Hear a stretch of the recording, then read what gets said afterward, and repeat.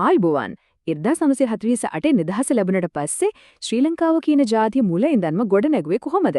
අද අපි කතා කරන්නේ ඒ සම්පූර්ණ සැලැස්ම ගැනයි. අප මේ කතාව දිග හරින්නේ ප්‍රධාන අදියර පහක් ඔස්සේ. මුලින්ම බලමු අපිට උරුම වුණේ මොන වගේ ආර්ථිකයක්ද කියලා.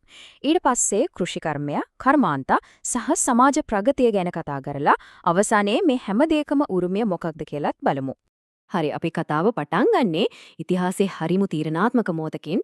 අවුරුදු 133ක බ්‍රිතාන්‍ය පාලනයෙන් පස්සේ නිදහස ලැබුණා. හැබැයි අභියෝගය උනේ අධිරාජ්‍යයකට සේවය කරන්න හදපු ආර්ථිකයක් තමන්ගේම රටේ මිනිසුන්ට සේවය කරන එකක් විදිහට සම්පූර්ණයෙන්ම වෙනස් කරන එක. ඒක ලීසි දෙයක් නෙවෙයි. ඉතින් මේ වගේ වෙලාවක මුලින්ම පටන් ගන්නෙ කොතනින්ද? හොඳයි අත්‍යවශ්‍යම දේන් පටන් ගමු. ඒ තමයි ආහාර. බලන්න යටත් විචිත කාලයේ සම්පූර්ණ අවධානය තිබුණේ තේ, රබ වගේ අපනයන කරන්න පුළුවන් දේවල් වලටනේ. ඒ නිසා දේශීය ආහාර නිෂ්පාදනය ගැන කවුරුත් හිතුවේ නැහැ. ප්‍රතිඵල අපේ රටට කන්න දේවල් පිටරටින් ගෙන සිදු වුණා. ඉතින් මේකට පිළිතුරු උනේ හරිම දවන්ද සැලැස්මක්. ඒ තමයි මිනිස්සුන්ව ඓතිහාසික වියලි කලාපයේ නැවත පදිංචි කරන එක. හිතලා බලන්න මේකෙන් ප්‍රශ්න කීයකට එකපාර විසඳුම් ලැබෙනවද?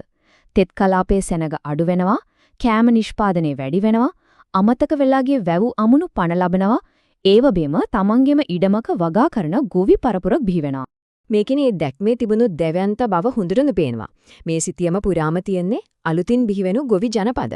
රටේ අනාගතය අලුතින් සිතියම්ගත කළා වගේ වැඩක්. හැබැයි මිනිස්සුන්ව අලුත් තැන්වල පදිංචි කරාට විතරක් මදි. ඉඩම් IPA ගැන තිබුණු නීති රීතිත් වෙනස් වෙන්නම ඕන වුණා. ඉතින් විශාල ඉඩම් කට්ටි ටික කෙනෙක් අතේ තියෙන එක නවත්තන්න රජය ගේම් චේන්ජින් නීතියක් ගෙනාවා. 1972 පස්සේ එක පුද්ගලයෙකුට අයිති කරගන්න පුළුවන් උපරිම ඉඩම් ප්‍රමාණය අක්කර 50කට සීමා කළා. අර විශාල සමාගම් සතු වතු රජයට පවරාගෙන ඒ ඉඩම් ජනතාව අතරේ බෙදලා දුන්නා. ඒත් මේ යුගයේ ගොඩ කතා කරද්දී අපිට අමතක කරන්නම බැරි සමහර විට මේ රටේ කරපු දවන්තම ජාතිය ගොඩනැගීමේ ව්‍යාපෘතිය තමයි ශ්‍රී ලංකාවේ දිගම ගංගාව මෙල්ල කිරීම. බලන්න මහවැලි ව්‍යාපෘතිය කියන්නේ නිකම්ම වේල්ලක් නෙවෙයි. ඒක මාස්ටර් ප්ලෑන් එකක්. ගොවිතැනට වතුර දෙනවා, රටට අවශ්‍ය විදුලිය හදනවා, ඉඩම් නැති අයට අලුත් ජීවිත පටන් ගන්න ඉඩම් දෙනවා, ගම් වතුර පාලනය කරනවා. එක ව්‍යාපෘතියකින් රටේ ප්‍රධාන ප්‍රශ්න 4කට 5කටම විසඳුම්. ඔන්න උතනින් තමයි හැමදේම පටන් ගත්තේ. පොල් ගොල්ලෙන්. සියවස් ගානකට පස්සේ පළවෙනි වතාවට මහවැලි ගඟේ ජලය වියලි කලාපයේ පිපාසිත බිම් කරා හරවයි යවුවා. 1977න් පස්සේ මේ වැඩේ තවත් වේගවත් වුණා. කොත්මලේ වික්ටෝරියා වගේ දැවැන්ත නිර්මාණ බිහි වුණේ ඒ කඩිනම් වැඩපිළිවෙල යටතේ. මේ වයින් රටේ භූදර්ශනයේම වචනේ පරිසමාප්ත අර්ථයෙන්ම වෙනස් වුණා. හරි. දැන් කෘෂිකර්මාන්තය හරි පාරට වැටලා තියෙන්නේ. ඒත් ආර්ථිකයකට කකුල් දෙකක් ඕන නේද? ඉතින් දෙවනි කුළුණ විදිහට අවශ්‍ය උනේ කර්මාන්ත. මුලින්ම අනුගමනය කරපු අදහස හරිම සරලයි. ඒකට කියන්නේ ආනයන ආදේශනය කියලා. සරලවම පිටරටින් දේවල් ගේන්න එක වෙනුවට ඒ දේවල් අපිම රටේ හදමු කියන එක.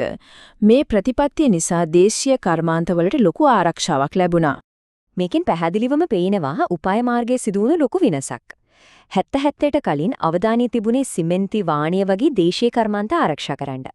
ඒත් 70න් පස්සේ හැමදේම වෙනස් වුණා. ආර්ථිකයේ විවෘත කළා, අපනයනයට මුල්තැන දුන්නා, විදේශ ආයෝජන ගෙනාවා, වැඩිකල් යන්න කලින් ඇඟලුම් කර්මාන්තය වගේ දේවල් වේගෙන් දියුණු වෙන්න පටන් ගත්තා. හැබැයි ජාතියක් කියන්නේ ගොවිපළවල් සහ කර්මාන්ත ශාලා විතරක් නෙවෙයි. ඒකේ වැදගත්ම කොටස තමයි ජනතාව. ඉතින් ශ්‍රී ලංකාවේ ඉහළ සාක්ෂරතාව වගේ සමාජ දර්ශක පිටුපස තියෙන රහස මොකක්ද? ඒක ඇත්තටම රඳා පවතින්නේ හරිම බලගතු අතිවාරමක් වගේ ප්‍රතිපත්ති දෙකක් මත. එකක් තමයි පාසලේ ඉඳන් විශ්වවිද්‍යාලය දක්වාම හැමෝටම නොමිලේ අධ්‍යාපනය, අනික හැමෝටම නොමිලේ ලබා ගන්න පුරුවන් සෞඛ්‍ය සේවයක්. ඒක එතනින් නැවතුනේ නෑ. මේක සම්පූර්ණ සමාජ ආරක්ෂණ ජාලයක් නිර්මාණය කිරීමක්. හිතන්න හාල් සලාකය වගේ ආහාර සහනාධාර තිබුණා, රජයේ නිවාස ව්‍යාපෘති, ගම්වලට පාරවල් ඇදුවා, මැලේරියා වගේ රෝග තුරන් කරන එන්නත් කරන වැඩසටහන තිබුණා. මේ හැම දෙයකින්ම නිරෝගී උගත් පරපුරක් බිහි වුණා. අලුත් කර්මාන්තවලට අවශ්‍ය වුණේත් හරියටම ඒ දේ තමයි. ඉතින් මේ හැමදේම එකට එකතු කළාම මේ දැවන්ත උත්සාහයෙන් ඉතිරි වෙන අවසාන උරුමය මොකක්ද? ඇත්තරම පුදුම හිතන කාරණේ තමයි යටත් විජිත පාලනයෙන් යන්තම් නිදහස් වෙච්ච රටක් දශක කිහිපයක් ඇතුළත තමන්ගේ අනාගතයට අවශ්‍ය කෘෂිකාර්මික, කාර්මික සහ සමාජීය කියන කුළුණු තුනම ගොඩනගා ගැනීම. මේ ප්‍රතිපත්ති වලින් ජාතියක් ගොඩනැගුවා කියන එක පැහැදිලි. අදට තියෙන සැබෑම ප්‍රශ්නේ තමයි ඒ ගොඩනගපු දේ අනාගතයේ වෙලමින් පවත්වාගෙන යන්නේ කොහොමද? ඒ උරුමය මත අපි තවදුරටත් ගොඩනගන්නේ කොහොමද?